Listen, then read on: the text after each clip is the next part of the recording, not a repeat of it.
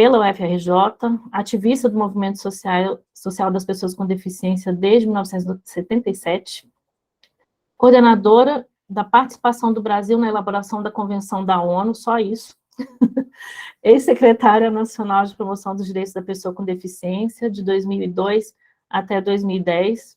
A doutora Isabel foi a primeira referência que eu tive, assim, quando descobri que minha filha tinha uma deficiência, fui procurar sobre deficiência na internet, e está lá a doutora Isabel com aquela fala maravilhosa, com quanta coisa, assim, para ensinar. Então, estou muito emocionada de estar aqui hoje com a senhora, todos nós muito honrados com a sua presença e felizes, tá? Seja muito bem-vinda e passo a palavra para a senhora. Estamos aqui para ouvi-la. Olá, Adriana. Olá a todos e todas que nos acompanham. Muito obrigada pelo convite. A honra é minha de, no Dia da Justiça, me arvorar em alguém, médica, para falar um pouco para vocês sobre o que significa a avaliação biopsicossocial e as dificuldades que nós temos enfrentado com esse tema, né? Há pouco você me perguntava se era interessante que nós fizéssemos uma apresentação ou se podíamos dialogar. Se vocês conhecem já o tema, me permitam dizer que talvez fosse mais interessante vocês fazerem as perguntas e, dentro do possível, eu responderia. Ou nós começamos com uma pequena apresentação e prometo ser o mais rápido que eu puder, para justamente dar o tempo em que cada um terá a oportunidade de falar. Eu não fiz minha audiodescrição, não sei se alguém está fazendo ou se cada um de nós é que faz. Estamos fazendo sim, pode fazer sua audiodescrição, doutora. Ok. Como a Adriana já fez questão de dizer que eu participo do movimento desde 1977, 6 meses depois que eu me tornei uma pessoa com deficiência, eu tive uma lesão medular aos 22 anos de idade e hoje tenho 68. Então, vocês já podem imaginar que eu sou uma pessoa que tenho 2 estatutos a meu favor. O estatuto da pessoa com deficiência e o estatuto da pessoa idosa. Sou uma mulher de pele morena, cabelo castanho, grisalho, que na luz dessas apresentações acaba ficando mais castanho do que grisalho, né? O grisalho aparece menos, mas está aqui, já correspondendo à idade. Eu uso hoje uma blusa lisa, de cor bordô, cor vinho, tinto, e estou no ambiente doméstico. Eu confesso a vocês que eu não consegui, com o meu computador que está com dificuldades hoje de trabalhar, eu não consegui botar o fundo, mas se alguém souber me explicar, eu gostaria até de aprender como é que a gente bota esse fundo tão bonito, com o nome do palestrante, com o nome do escritório de advocacia de todos vocês. Estaria muito honrada também. Mas se não precisar, ficamos assim mesmo, né, com uma parede. Próximo, doutora, eu acho que a senhora fala agora, que a gente quer muito ouvir, e da próxima vez a gente coloca daí o fundo, pode ser? Então, pode ser também. Ok, mas alguém depois me ensina a botar isso, porque é uma novidade. Eu ensino, eu prometo. E eu gostei, que eu gosto muito desse tom verde, vocês escolheram muito bem. É o verde da medicina, né? Não é o verde da justiça, é o verde do anel do médico. Eu tentei encaminhar, viu, Adriana, para o seu e-mail Gmail, porque eu já tinha tentado para o outro, uma apresentação, mas eu tenho pensando pelo peso, talvez pelo Gmail só que tenha conseguido chegar. Chegou aqui. Eu vou tentar ver ela aqui e já coloco para a senhora. Tá bom. Ok. Bem, falar da avaliação biopsicossocial, eu vou pedir a vocês uma coisa, que não pensem que a avaliação biopsicossocial é destinada a pessoas com deficiência, com o intuito da elegibilidade a políticas públicas, significa uma obrigatoriedade. Não é. Isso está bem explícito na própria Lei Brasileira da Inclusão, quando se diz que, quando houver necessidade, a avaliação será feita por uma equipe multiprofissional interdisciplinar. Não estou lendo, mas já quase decorei.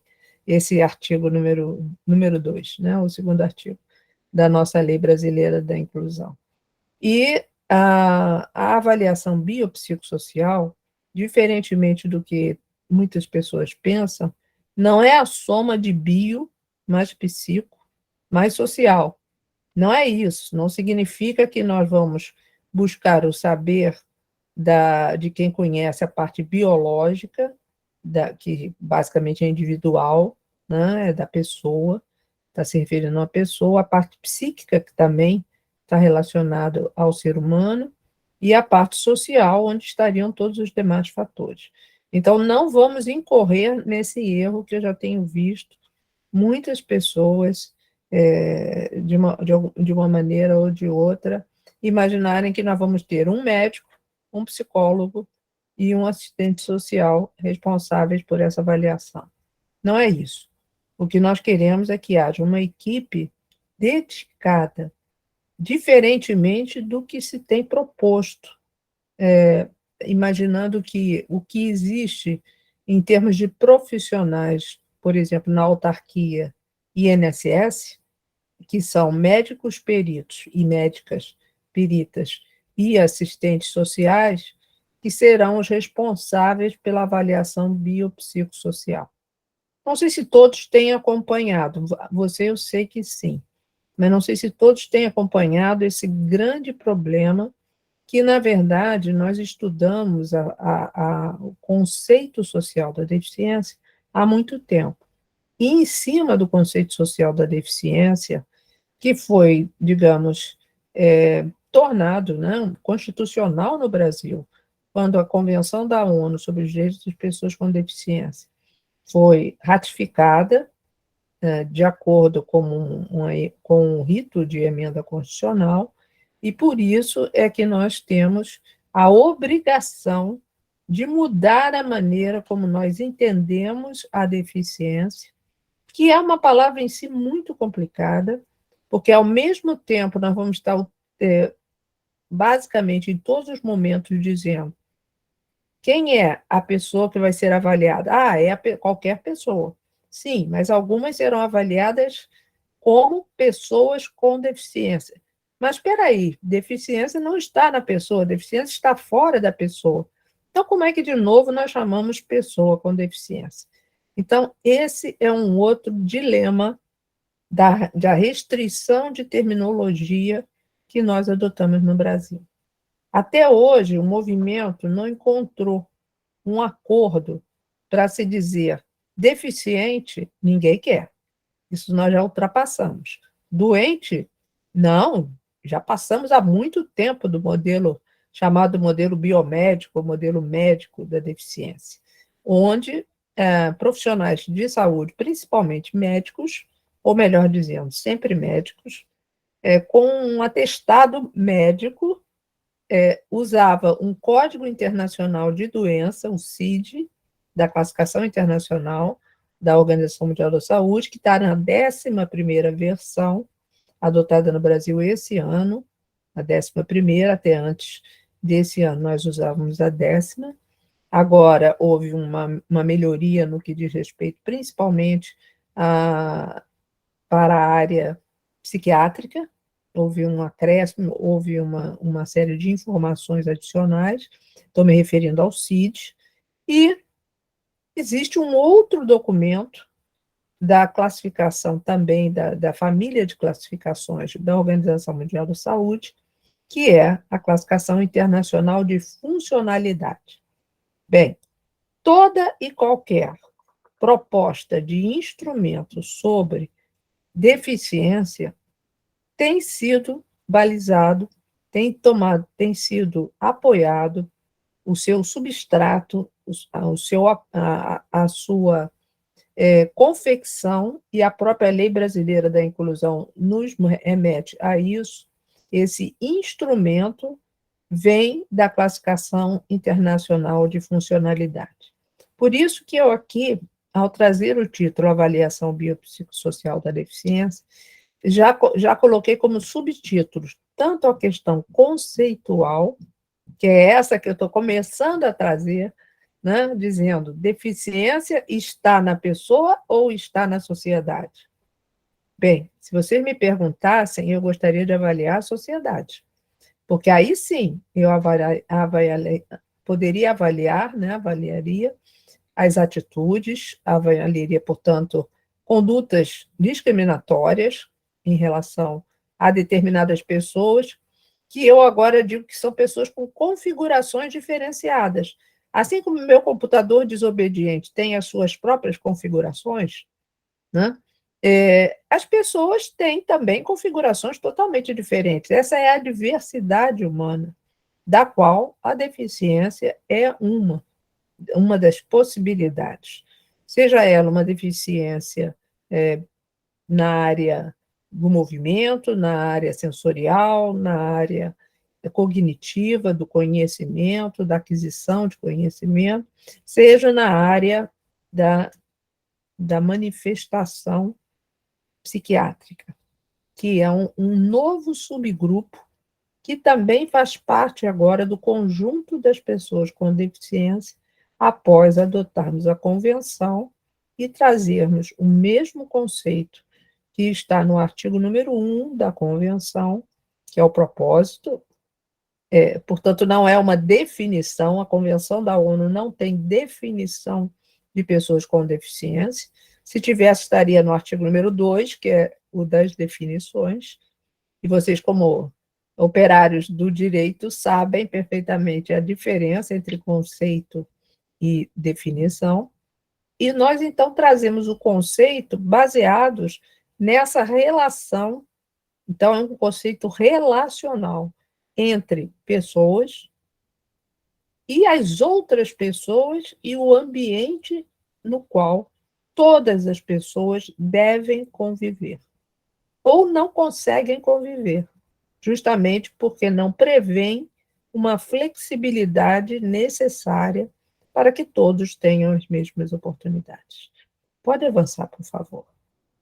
Sendo hoje ainda parte da comemoração do dia 3 de dezembro, que é o Dia Internacional da Pessoa com Deficiência, eu trouxe uma imagem que é a capa do livro História do Movimento Político das Pessoas com Deficiência no Brasil.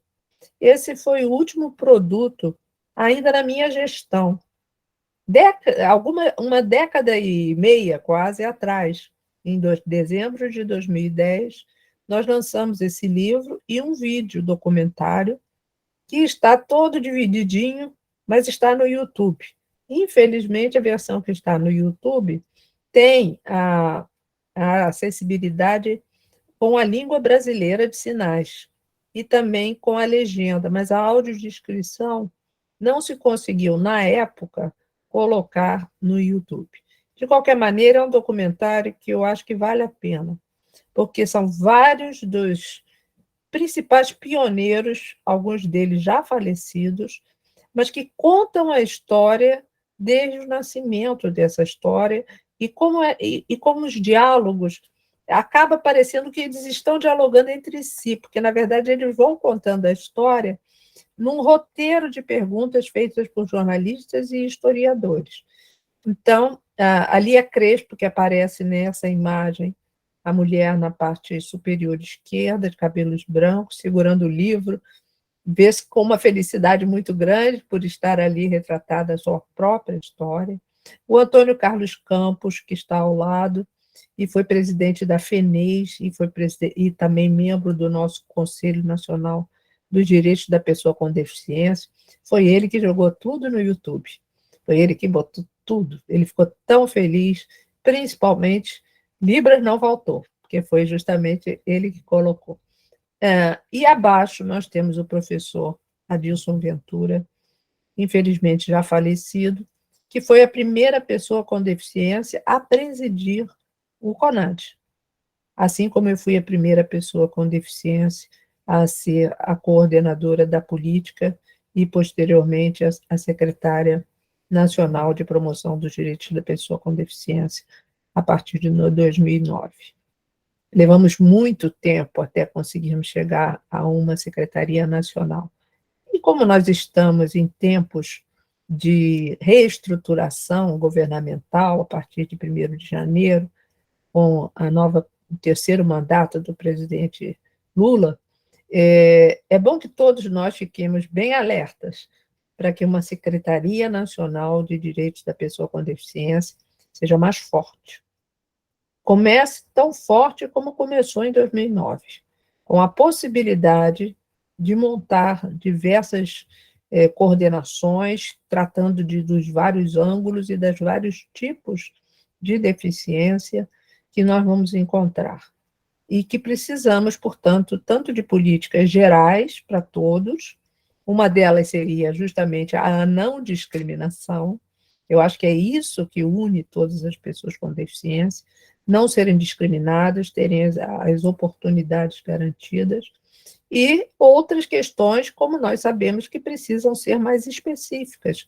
E eu diria, Adilson, que aqui acaba de mostrar com muita honra, que foi um grande amigo, ele me dizia: Isabel, você está perdendo tempo fazendo decreto do cão-guia. Eu falei: Adilson, você cego pode não ser cachorreiro. Ele mesmo se auto-intitulava um cego não cachorreiro.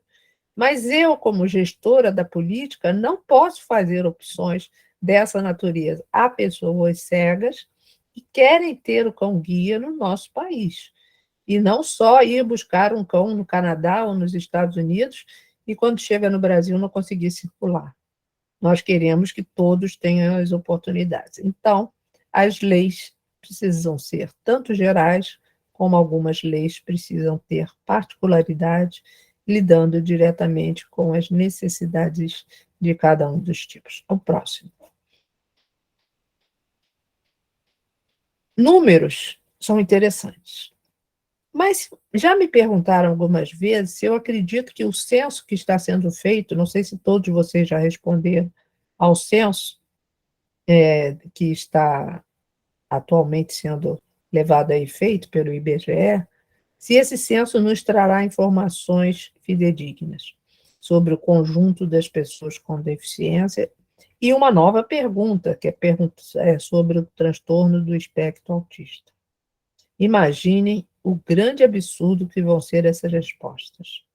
Porque se nós levamos, às vezes, 5 anos para chegarmos a um diagnóstico sobre o autismo, né? Imaginem se a população saberá responder de forma adequada. A minha preocupação não é que dê um número muito grande. Se der um número muito grande, eu vou bater palmas. Até que, mesmo que ele seja superdimensionado, o que vai me preocupar, porque eu acho que ele vem subdimensionado, por justamente não se encontrar a condição de a sociedade saber responder a essa pergunta. Mas todo mundo está tão feliz que houve uma legislação Romeu-Mion, né, que incluiu, sem passar pela prova cognitiva do censo, essa informação. Bem, é complicado. O que nós utilizamos hoje em dia? Eu acredito no censo de 2000, que deu 14,5% da população tendo qualquer tipo e qualquer grau de deficiência. Ainda que qualquer censo, quando é respondido de forma espontânea pela população, ele sempre terá uma superposição entre transtorno psiquiátrico e a deficiência cognitiva intelectual. É difícil para a população fazer essa diferenciação. Então, os censos não se prestam a isso, porque eles são genéricos, né? Mas eles nos dão boa informação. E se nós não tivéssemos nenhum número, além de todos esses números que eu estou mostrando aqui, 15% da população mundial, e hoje já não são mais 7 bilhões, e sim 8 bilhões, aproximadamente, como disse a ONU, a questão de um mês atrás. O grupo de estatísticas de Washington, da ONU, nos diz que o mais interessante é que nós tenhamos em mente que sempre existiram e sempre existirão pessoas com deficiência. Então, se nós não tivermos o número preciso, não nos eximirá de ter a responsabilidade de fazer as políticas públicas apoiadas na legislação, para que todas as pessoas, de fato, com grande dificuldade ou não conseguindo executar as atividades como subir escadas, ouvir, enxergar, ou ter a deficiência mental ou a deficiência intelectual, esse conjunto provavelmente nunca será menor do que 6, 7% da população. O conjunto da grande e da dificuldade maior ainda, da moderada ou da severa, de acordo com a nomenclatura que se queira utilizar, né? O censo de 2010, por exemplo, nos deu 23,9%. Mas eu acho esse censo tão complicado que eu vou simplesmente passar por cima dele. Vamos adiante. Existe uma outra, pode passar o próximo. Existe uma outra fonte de informação de 2019, que é o Censo Nacional de Saúde, que traz o número de 17,3 milhões de pessoas a partir de 2 anos de idade, que poderiam ser pessoas com deficiência. E isso corresponde à população brasileira em 2019, novamente em termos aproximados, a 8,4% da população. Reparem que não é nem o 23,9%, nem o 14,5%, nem o 15%. De acordo com a medida que, dependendo da pergunta que você faça, você encontrará números menores. Pode passar o próximo, por favor. Bem, Classificação Internacional de Funcionalidade de 2001 e a Convenção da ONU são a base da nossa avaliação biopsicossocial. São esses 2 documentos que nos obrigam a abandonar os receituários médicos, a abandonar o CID, portanto, e chegar à proposta da funcionalidade e do contexto. Próximo. A funcionalidade sempre relacionada a como a pessoa desempenha suas atividades. Não é a noção de potencialidade, e sim de desempenho. Adiante. Então, nós evoluímos do CID-10 para o CIDID, na avaliação biomédica, até chegarmos na avaliação biopsicossocial. Essa apresentação fica à disposição de vocês, para qualquer momento conseguir acompanhar, né, essas informações da Organização Mundial da Saúde. Pode passar. Esse é o esquema, aqui está em português de Portugal, mas é a mesma coisa, dá para a gente ler.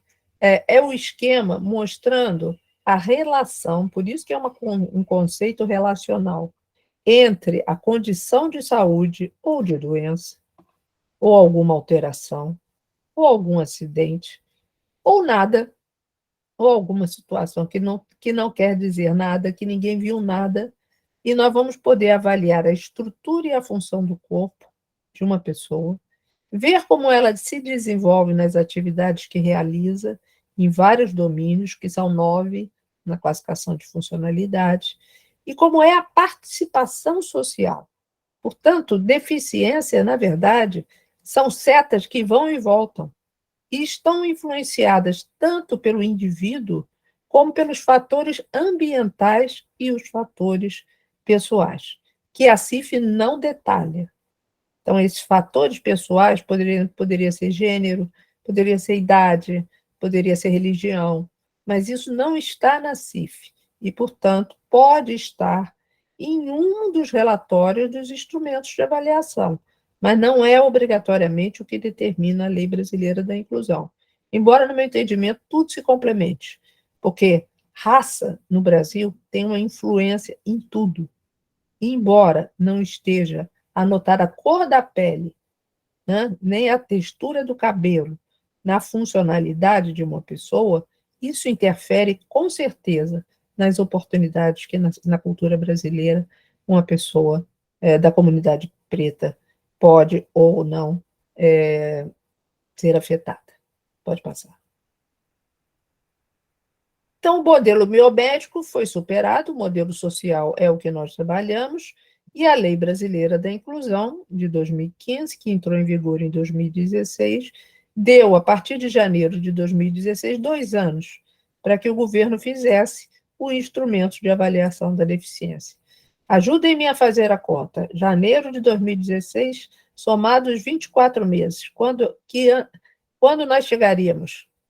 Janeiro de 2018. E hoje, nós estamos praticamente em janeiro de 2023 e não temos um instrumento de avaliação. Mas eu vou mostrar aquela proposta que mais nos interessa. Próximo. A convenção. Importante? Demais. Por quê? Porque foi feita por diplomatas? Não, porque foi feita pelo movimento social das pessoas com deficiência. É a primeira vez que os interessados diretos tiveram voz. Não foi voto, mas foi voz. E essa voz foi muito bem ouvida, seguida e respeitada no texto da Convenção da ONU. Por isso é um documento tão importante e é um documento capaz de revolucionar todos os nossos conceitos sobre deficiência. E qual foi o direito que trouxe a mais em relação ao que nós já tínhamos, já que somos pessoas, todos estamos amparados na Declaração Universal dos Direitos Humanos? Qual foi o direito a mais? A acessibilidade. Essa é a grande diferença. Esse é o ponto que nós chamamos de direito instrumental, ou direito intermediário, ou direito que dá acesso aos demais direitos, ou direito que, sem ele, nós continuamos na estaca zero. Não há educação inclusiva sem acessibilidade. E quando eu falo em acessibilidade, eu falo comunicacional, eu falo atitudinal, eu falo de ambientes, eu falo de transportes, eu falo de tecnologia, eu falo de programática, eu falo de todas aquelas variações que nós podemos ter. E quanto mais uma sociedade percebe a importância da acessibilidade, mais pessoas estarão, durante todo o transcurso de sua vida, do nascimento, do carrinho de bebê, que circula nas calçadas maravilhosas da cidade do Rio de Janeiro. De maravilhosa só tem o nome, porque o resto é pedra-sabão, toda saindo do lugar. E os idosos também se beneficiariam da acessibilidade, se ela existisse no nosso meio. Então, Adriana, você gosta muito, de vez em quando, de pegar umas causas perdidas, né? Eu já notei isso. E o seu escritório, idem. Vocês trabalham e fazem as causas perdidas serem causas ganhas. Uma das causas ganhas é transformar a acessibilidade verdadeiramente em algo que funcione. Que não fique só no decreto de 2004, que não esteja só na Convenção da ONU, e tampouco somente na Lei Brasileira da Inclusão. E o que falta? Punir os gestores. É isso que falta. E desenvolver tecnologia. Criar prêmios. Prêmios para a tecnologia. O que nós aprendemos com essas plataformas que passamos a utilizar durante a pandemia? Que a maioria não tem como colocar legenda ao mesmo tempo que a audiodescrição e, ao mesmo tempo, foi muito difícil a gente aprender como colocava o intérprete da língua brasileira de sinais também visível na tela. Então, tudo isso é que nós precisamos fazer. É isso que vai fazer com que o conceito social de deficiência de fato aconteça. É respeitar direitos. Pode passar. Para completar, que eu devo estar estourando, vou passar por isso, que vocês já estão mais do que sabidos sobre conceito em evolução, como eu Temos disse. muitas pessoas aqui que não conhecem esses conceitos. Pode falar, doutora. Tem muitas mães aqui ouvindo. Pode falar. O conceito em evolução significa que hoje eu digo que deficiência é isso. Mas pode ser que amanhã eu já diga que é outra coisa.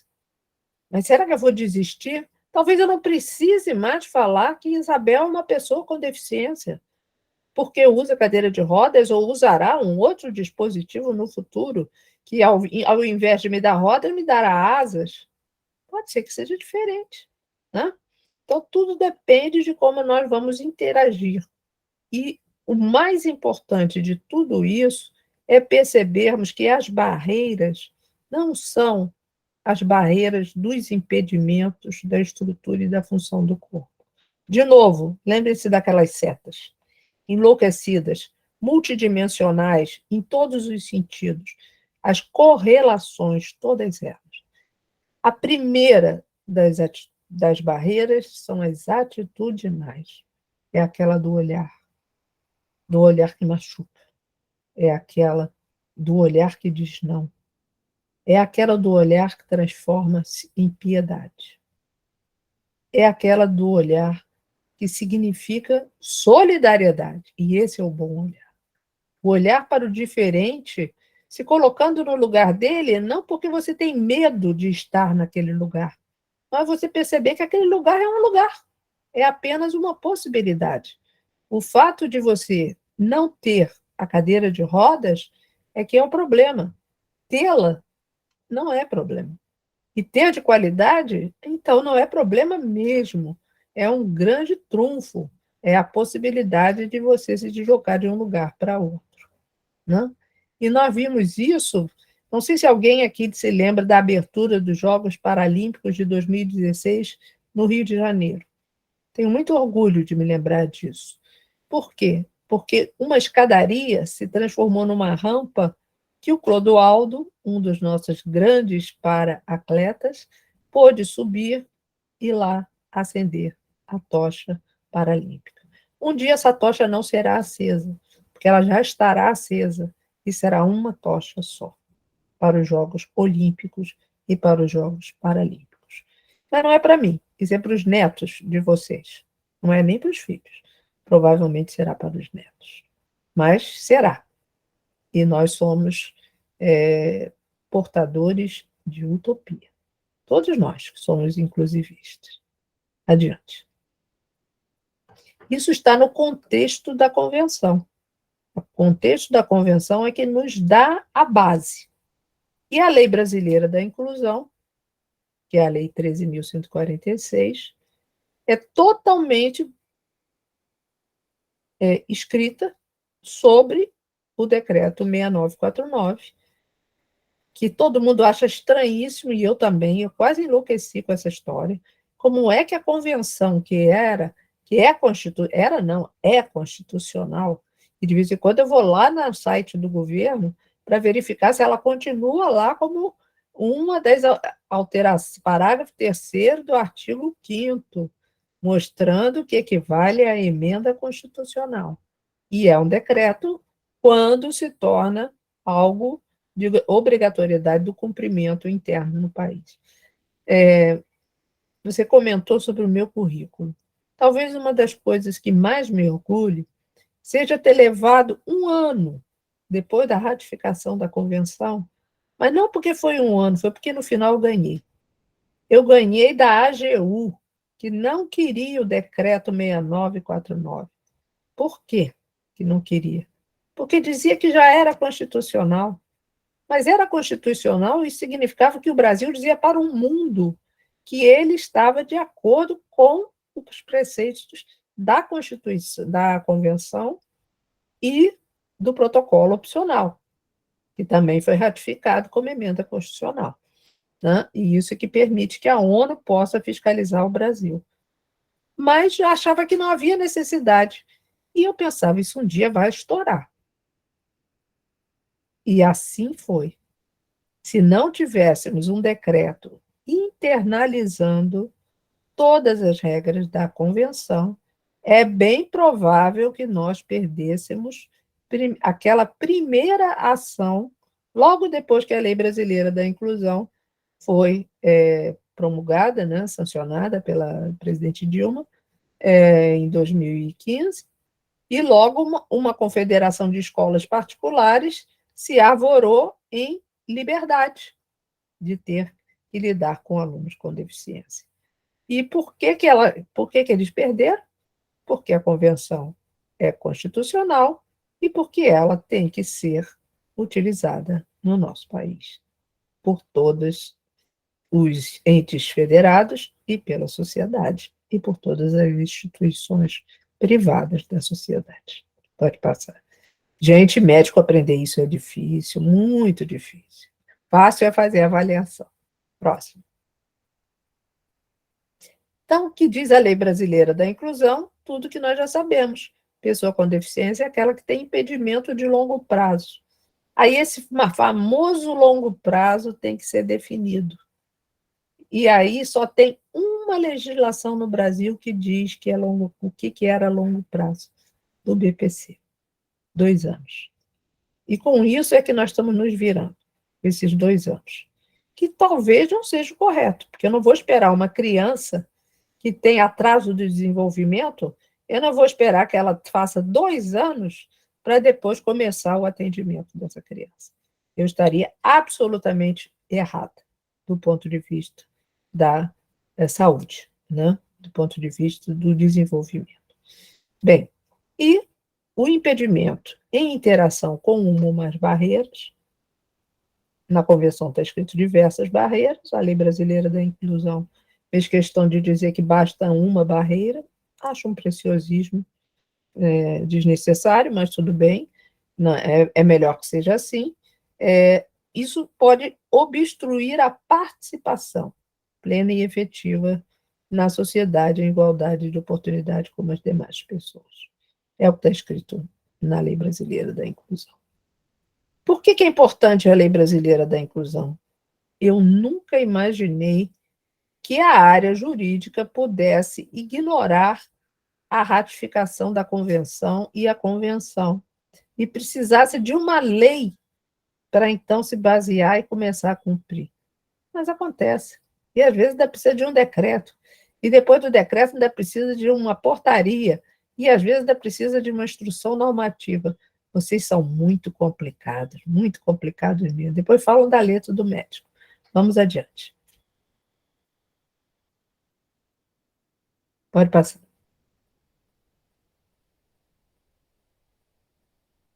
Por que avaliar? Para conhecer a realidade e as necessidades específicas das pessoas. Porque nós temos leis e temos políticas de ação afirmativa. E essas precisam de foco. Então, nós precisamos saber quem cabe nesse conjunto, que vai precisar de algumas políticas, mas não de todas. E alguns, principalmente os mais vulneráveis do ponto de vista socioeconômico, é que precisam ser mais aquinoados com a avaliação biopsicossocial da deficiência. Há questões de algumas políticas afirmativas que, se eu fizer para todos, na verdade, eu estou fazendo para ninguém. Perde a razão de ser. Por isso, se chama ação afirmativa. É um remédio, vem para corrigir. Mas, como remédio, nem sempre dá conta de resolver o problema. E nós temos visto isso, por exemplo, numa das legislações mais recentes, que é a das vagas nas universidades e nos institutos federais, uma política de ação afirmativa. E o que acontece? Não adianta só facilitar, de alguma maneira, o ingresso das pessoas com deficiência nas nossas universidades, que não têm preparo para recebê-los. Não tem ambientes de restaurante adaptados, não tem alojamentos, não tem salas de aula, não tem banheiros, não tem professores, muito menos colegas preparados para receber as pessoas com deficiência.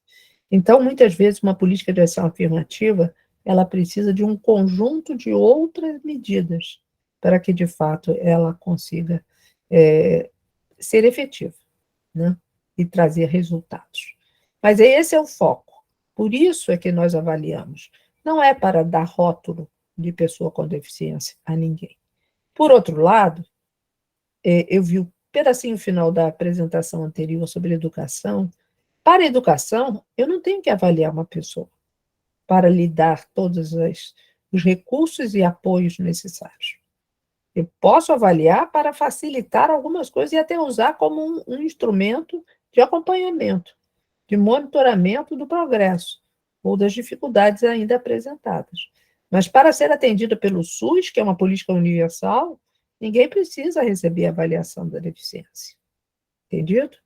Por isso que a Lei Brasileira da Inclusão faz aquela ressalva, dizendo quando necessário. Pronto, pode passar, por favor. Eu quero mostrar para vocês agora, quantos minutos restam? 10 minutinhos. Ok. Pode passar, que isso está na Lei Brasileira da Inclusão. Pode passar. Como é que nós chegamos ao modelo que nós propomos atualmente? O Índice de Funcionalidade Brasileiro. O famoso IFBR, que já tem IFBR-A, que já tem IFBR-M, que já tem IFBR-X, Y, Z, tantos quantos quiserem. Não é bem assim. O que nós fizemos foi, a partir, quando eu digo nós, eu quero dizer um grupo de mais de 40 profissionais, de diversas áreas, da saúde principalmente, que são aqueles que estão mais habituados a avaliar pessoas. Porque, infelizmente, o instrumento é de avaliação de pessoas, mas tem que avaliar o ambiente em que essas pessoas estão. Então, nós precisamos de profissionais que lidam com a realidade dos ambientes. E aí, normalmente, são as pessoas formadas nas áreas sociais, que são mais preparadas para juntar-se aos outros e chegarmos a uma avaliação. Mas, volto a dizer, precisa ser uma equipe capacitada, treinada e que se dedique a isso. Não pode, ora entrega um documento, ela avalia a aposentadoria, ora entrega outro, avalia a BPC, ora entrega outra e ela vai avaliar, seja lá o que for. Não, assim não vai funcionar. No INSS vai funcionar? Também não vai funcionar. No SUS vai funcionar? Talvez sim. Mas se nós pudéssemos capacitar algumas equipes, e porque nós temos uma pulverização maior, né? Nós vamos encontrar unidades do Sistema Único de Saúde em muito mais municípios do que nós encontramos, por exemplo, em agências do INSS, e como eu já disse, o INSS não é feito para isso. O INSS tem outras funções. Mas os médicos peritos federais agora se arvoraram em donos das pessoas com deficiência. Não gosto disso. Não posso gostar. Eu sou especialista em deficiência física, por ser fisiatra e neurologista. No entanto, eu não posso avaliar pessoas com deficiência de acordo com a legislação brasileira no momento. Aliás, eu não sou nem pessoa com deficiência, vocês sabem, né? Quem tem lei são as pessoas do transtorno do espectro autista e visão monocular. E agora vem aí a audição unilateral como deficiência. Os outros, os cegos, as pessoas que usam Libras, as pessoas que têm lesão por acidente vascular encefálico, por lesão medular ou amputações, nós vamos deixar de ser pessoas com deficiência. Mas não pode ser nada disso, tem que ser todos submetidos ao mesmo modelo de avaliação, onde nós possamos ver a integralidade das questões. Pode passar. Vocês têm ideia de quantas atividades e participações nós temos na CIF? Mais de 1.400. Não há instrumento que possa dar conta de 1.400 quesitos. Isso não faz sentido. Então, nós tiramos o principal. E desde antes de 2009, na verdade, desde 2007, vimos estudando esse índice de funcionalidade. É o que mais se debateu e que o governo Bolsonaro, pelo menos até hoje, não lançou um decreto que nós estávamos, confesso, com o coração na mão, morrendo de medo, que viesse uma avaliação incorreta, para ser mais uma das propostas de revogaço. Pode passar. O que traz a avaliação? Qual é a diferença que nós trazemos? Tudo foi avaliado, foi levado a campo, 1.600 pessoas, mais de 16 mil avaliações foram feitas, porque foram 2 profissionais avaliando, pelo menos, 8.800 pessoas, 50 cidades, em todas as regiões do país. Isso foi a validação, para que nós pudéssemos ter noção se esse índice é um instrumento fidedigno. Isso ficou pronto em 2019. De 2019 para cá, já se fizeram vários outros grupos de trabalho. E nós já percebemos que tínhamos que fazer algumas correções para discernir melhor uma zona cinzenta que é entre ter a deficiência leve e não ser considerado uma pessoa com deficiência. Esse é um outro grande problema. Se você é considerado uma pessoa que não tem deficiência, é uma questão binária, sim ou não. Depois, no sim, é que nós vamos subdividir em leve, moderado e grave.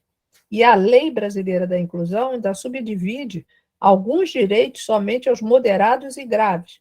Exemplo, auxílio inclusão, que é uma das novidades, que acabou, em vez de ser regulamentada por decreto, virou uma outra lei, que, a meu ver, deveria ser revogada, porque só tem coisa errada ali naquela lei. Mas vamos adiante, pode passar.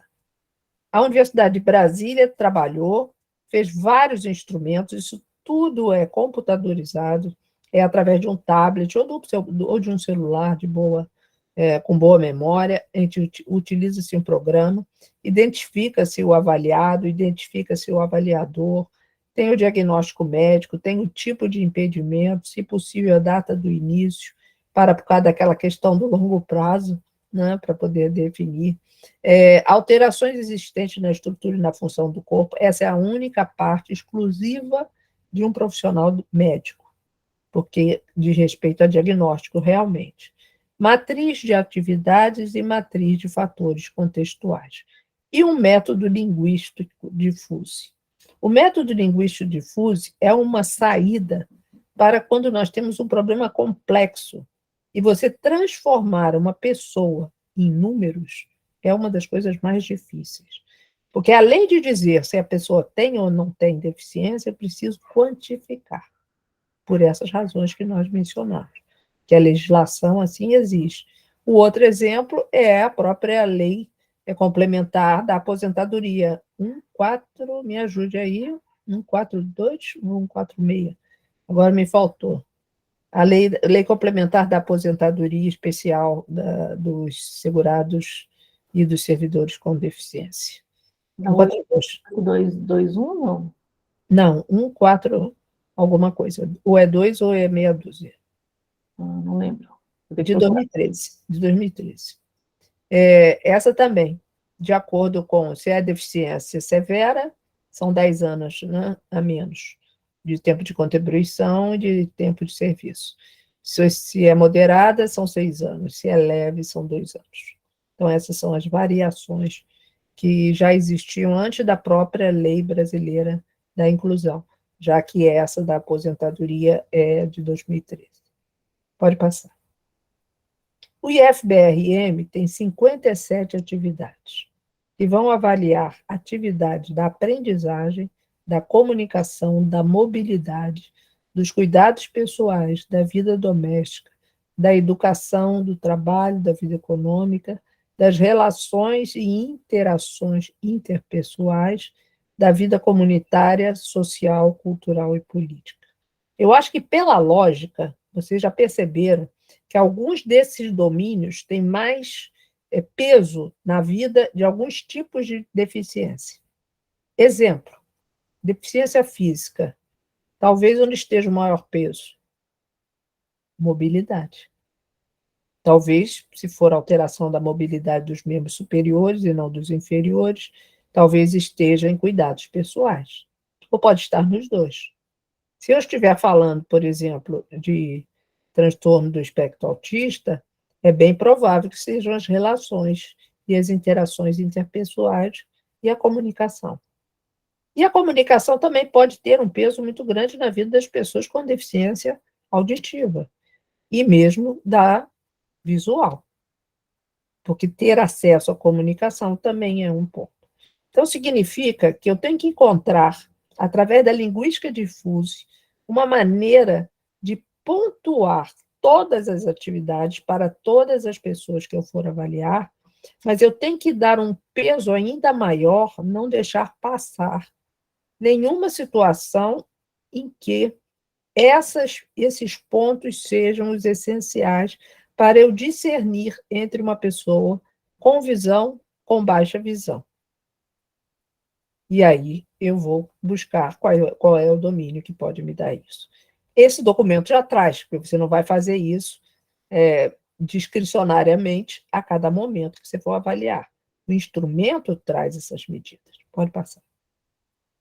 Traz baseado na classificação internacional de funcionalidade. E como é que eu vou quantificar? Foi aqui que nós resolvemos mudar. Vamos quantificar de uma maneira mais simples e lógica. Se uma pessoa é capaz, ela é uma pessoa, vamos imaginar, com deficiência visual, mas ela pode fazer uma série de coisas, de atividades desses vários domínios, sem precisar de nenhum apoio, nem de tecnológico, nem de outra pessoa. E fazer com perfeição e no prazo e no tempo certo, habitual das outras pessoas. Então, ela recebe 100 pontos naquela atividade. Por aquela atividade só, ela não será considerada pessoa com deficiência. Mas eu tenho 57 para avaliar. E tenho várias outras. Se a pessoa com outra, ou essa mesma pessoa, ou qualquer outra, posso ser eu, por exemplo, vamos avaliar se eu sou capaz de mudar de roupa. Não, não faço isso mais sozinho. Então, não vou levar 100 pontos nessa atividade. Tampouco 75, porque antes eu fazia com a ajuda de apoiadores, de uma argolinha que, por exemplo, me permitia colocar a roupa e o calçado. Mas eu já não tenho tanta destreza e tanto equilíbrio mesmo sentada para fazer isso. Então, 75 também não serve. Cada vez que eu preciso que alguém me auxilie, eu vou ter 50 pontos na atividade ou 25.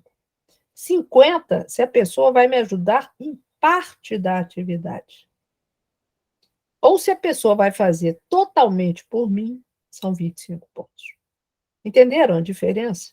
E como é fácil de você ou eu, vocês todos que estão aqui ouvindo, vocês todos seriam capazes de dizer se uma pessoa, por exemplo, numa atividade de atividades domésticas, que foi um daqueles que eu mostrei, atividades domésticas, se ela sabe fazer um sanduíche.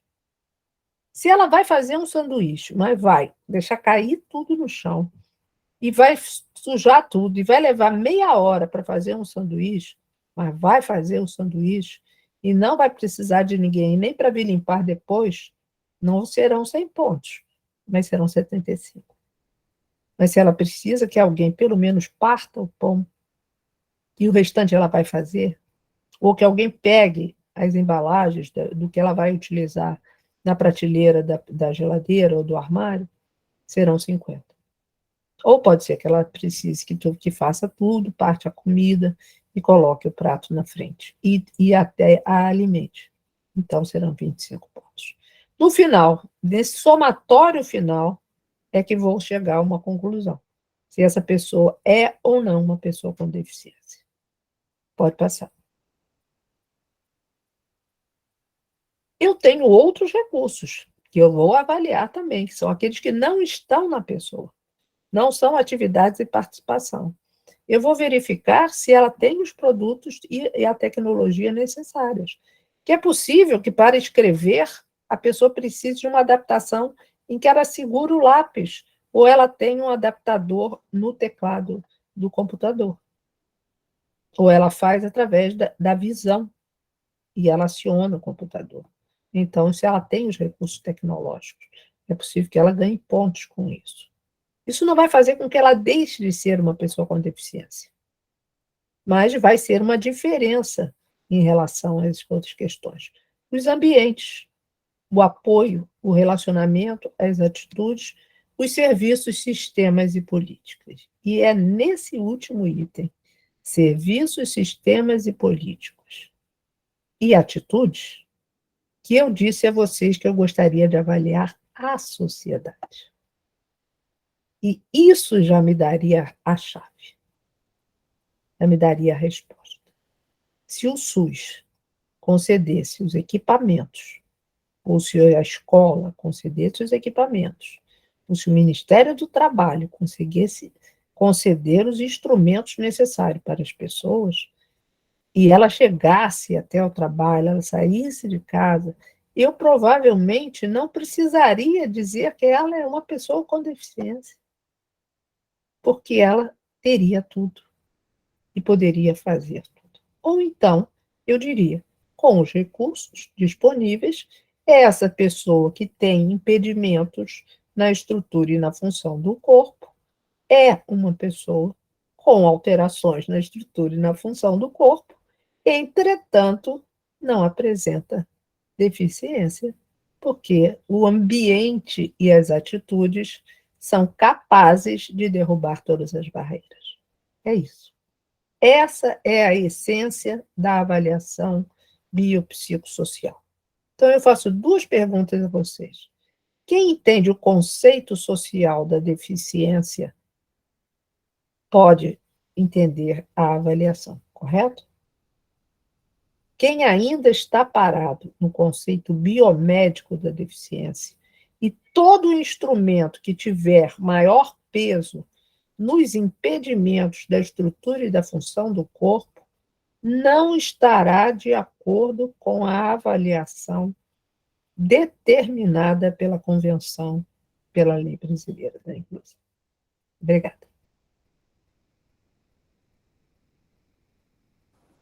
Doutora, é sempre uma aula escutar a senhora. Queria ficar aqui ouvindo muito mais tempo. Meu Deus do céu. Podemos deixar já alguma coisa combinada para o ano que vem, para a senhora vir falar um pouquinho mais desse instrumento do FBR, porque eu acho que tem muita gente que não conhece. Eu também gostaria de, se a senhora puder falar assim, em 2 minutinhos só, como é que está a questão da avaliação no Brasil, se temos alguma proposta agora, como é que está isso, só para o pessoal ficar sabendo. Temos uma proposta que é o documento número 13, disponível no site do Ministério, aquele que já vai acabar, né? Ministério da Mulher, da Família e dos Direitos Humanos. Vai acabar porque vai voltar a ser direitos humanos, né? Então, lá existem os documentos do GTI, do Grupo de Trabalho Interinstitucional, existe a proposta do governo, que era essa que eu tinha medo que fosse lançada agora, que é o documento 8, e existe o documento 13, que é um pouquinho mais detalhado do que eu mostrei para vocês. Porque eu posso fazer com que seja mais restritivo ou menos restritivo. E o governo tentou fazer o mais restritivo possível para, obviamente, utilizar menos recursos com o benefício de prestação continuada. Sim. Então, foi isso. Né? Então, esse é o ponto. Assim é que nós estamos.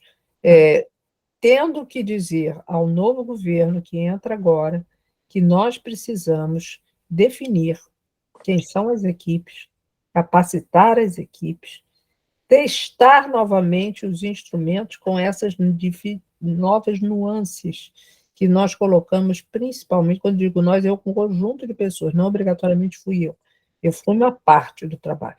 Depois a outra parte foi feita pela Liliane, pelo Márcio, pelo Miguel Abud, pela Laila Vilela, que são os bambambãs do momento nessa área. E o CONAD apoiou. Mas o CONAD perdeu muito da sua estrutura e da sua força. O CONAD precisa ser reeditado, digamos assim, né? E criado por lei, porque ele é criado por decreto, então ele fica ao sabor das forças políticas. Sim. Mas nós precisamos, então, que essas questões todas sejam trazidas novamente, mas a base está feita, o conceito está posto, o caminho está bem pavimentado, eu não tenho medo, mas todo instrumento de avaliação precisa ser revisto de tempos em tempos. Então, nós precisamos começar a usar e depois. E fazer uma coisa muito importante, que é um modelo francês. A avaliação não tem que ser em si para dizer se vai ter ou não uma política, e sim para orientar quais políticas são mais importantes para aquela pessoa. Sim. Então, ela não pode ser para fechar portas, e sim para abrir portas. É isso que nós gostaríamos. É isso. Muito obrigada, doutora. Muito obrigada pelas suas palavras, por estar aqui conosco, disponibilizar seu tempo, e que a gente logo volte a se encontrar, né, dentro de uma nova perspectiva aí, de realmente termos esse instrumento definido e fazendo parte, né, do nosso dia a dia de verdade, saindo desse modelo médico de uma vez por todas. Porque senão nós estaríamos travando todas as políticas. Nunca